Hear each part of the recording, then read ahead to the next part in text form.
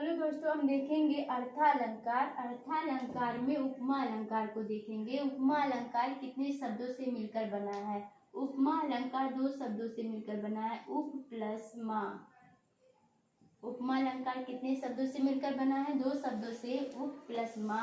उप का अर्थ होता है समीप और मा का अर्थ होता है बताना। माँ का अर्थ होता है बताना और उप का अर्थ होता है समीप। दोनों अर्थ को मिलाएंगे तो इसका अर्थ हो जाएगा समानता बताना। समानता बताना।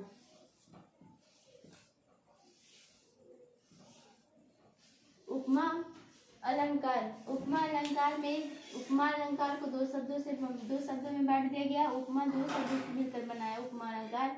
उप का अर्थ होता है समीप, मा का अर्थ होता है बताना और दोनों का अर्थ मिलाए तो हो जाएगा समानता बताना। अब इसकी परिभाषा को देखेंगे। परिभाषा में देखेंगे जहाँ एक ही वस्तु की समानता, जहाँ एक वस्तु की समानता दूसरी वस्तु की जाए। जहाँ एक वस्तु की समानता एक वस्तु की समानता दूसरी वस्तु से बताई जाए, दूसरी वस्तु से बताई जाए, वस्तु से बताई जाए,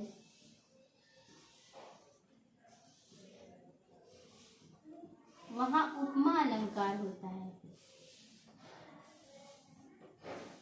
वहाँ उपमा अलंकार होता है। यहाँ उपमा अलंकार को हम देखें कि उपमा दो शब्दों से मिलकर बना, उप प्लस मा। उप का अर्थ हो गया समीप, मा का अर्थ होगा बताना। दोनों के अर्थ को मिला दिया जाएगा तो यहाँ हो गया समानता बताना। इसकी परिभाषा को देखेंगे जहाँ एक वस्तु की समानता दूसरी वस्तु की जाए, वहाँ दूसरी वस्तु से की जाए, वहाँ क्या हो जाएगा? उपमा अलंकार हो जाएगा। अब इसके हम उदाहरण को देखेंगे। उदाहरण में देखेंगे कि जैसे राधा रति के समान सुंदर है। जैसे राधा रति के समान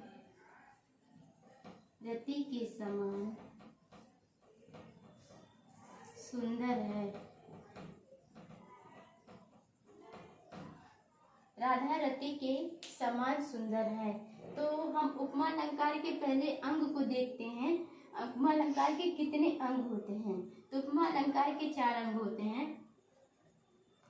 उपमा अलंकार के अंग, उपमा अलंकार के अंग को देखेंगे।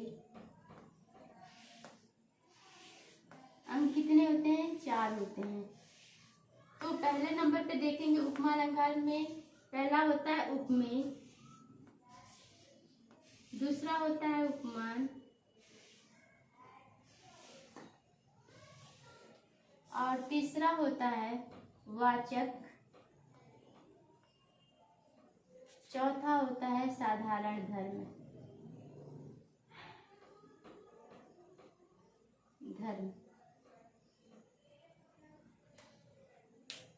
यहाँ देखिए जैसे दिया राधा रति के समान सुंदर है। तो यहाँ राधा रति के समान सुंदर है तो इसमें हमको बताना है इसमें उपमेय, उपमान और वाचक और साधारण धर्म क्या है। तो यहाँ देखेंगे उपमेय का मतलब क्या होता है? जैसे किसी मनुष्य के अंग के बारे में बताया गया, मनुष्य के अंगों से संबंधित हो जाएगा। जैसे मनुष्य के अंग, मनुष्य के अंग, अगर मनुष्य के अंगों की बात की जाएगी तो वहाँ उपमेय हो जाएगा। तो उपमेय में जैसे दिया गया है, उपमेय में मनुष्य के अंग में राधा, तो राधा क्या हो गया? ये मनुष्य हो गए थे, मनुष्य के लिए उपमेय हो जाएगा। राधा क्या हो गई? उपमेय। उसके बाद है उपमान। उपमान मतलब प्रकृति को बता रहा है। तो राधा किसके समान? रति के समान, यानी प्रकृति को ले रहा है। तो यहाँ पे रति शब्द क्या हो गया? उपमान हो गया। जहाँ प्रकृति की बात हो जाएगी वहाँ उपमान हो जाएगा। जैसे चंद्रमा के समान मुख, तो चंद्रमा क्या है? प्रकृति है, तो चंद्रमा ये क्या हो जाएगा? उपमान हो जाएगा।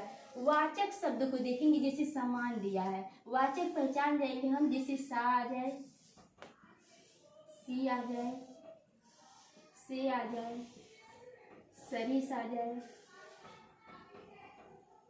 सदृश आ जाए,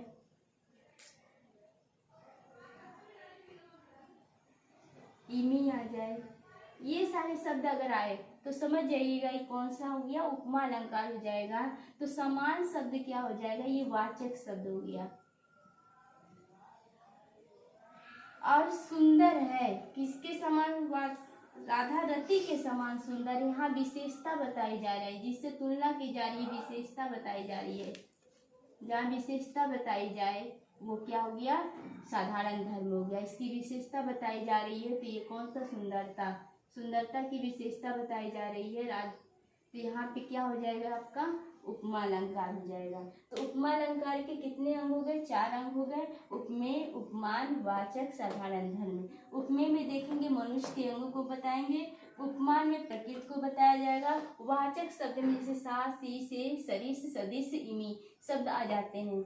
तो ये क्या हो गया, उपमा अलंकार। साधारण धर्म में जिसकी विशेषता बताई जाए, जिससे तुलना की जा रही है, सुंदरता, यानी सुंदर, राधा रति के समान सुंदर है, इससे प्रकृति से यानी तुलना की जा रही सुंदरता, यानी साधारण धर्म में क्या हो जाएगी, विशेषता बताई जा रही है। तो यहाँ सुंदरता क्या हो गया, साधारण धर्म हो गया।